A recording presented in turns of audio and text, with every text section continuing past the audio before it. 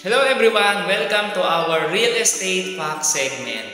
Today, ang pag-uusapan natin is ano nga ba ang ibig sabihin ng pre-selling and ano nga ba ang advantages kapag nag-avail po tayo ng properties under pre-selling stage.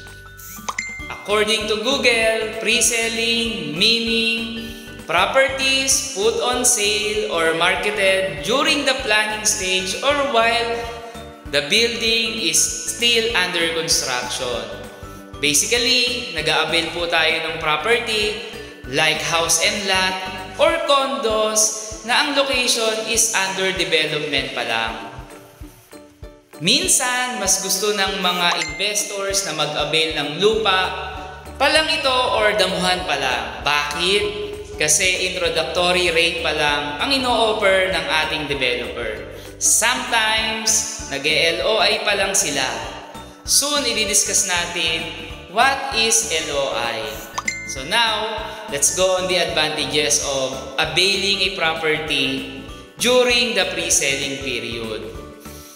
Gaya number 1, gaya ng nabanggit kanina, mas mababa po ang price niya compared sa developed properties. Number 2, nag-o-offer ang developers natin ng big discounts and extended down payment terms. So, minsan from 12 months, ginagawa ng 24 or 36 pagka pre-selling. Number 3, marami kang pamimilian sa inventory kung saan mo gusto ang unit mo. First, pwede malapit sa amenities, malapit sa gate, or sunrise ba yan or sunset ang gusto mo. And lastly, appreciation. Kung nag-avail ka ng property under pre-selling and na-turnover ito sa'yo, definitely tumaas na ang price ng property na na-avail mo under pre-selling stage. It's again kung gusto mong, kung sakaling gusto mo siyang ibenta, mas mahal mo na siya mabebenta ngayon. So, nagustuhan po ba nila yung first real estate fact natin? And you want to know more?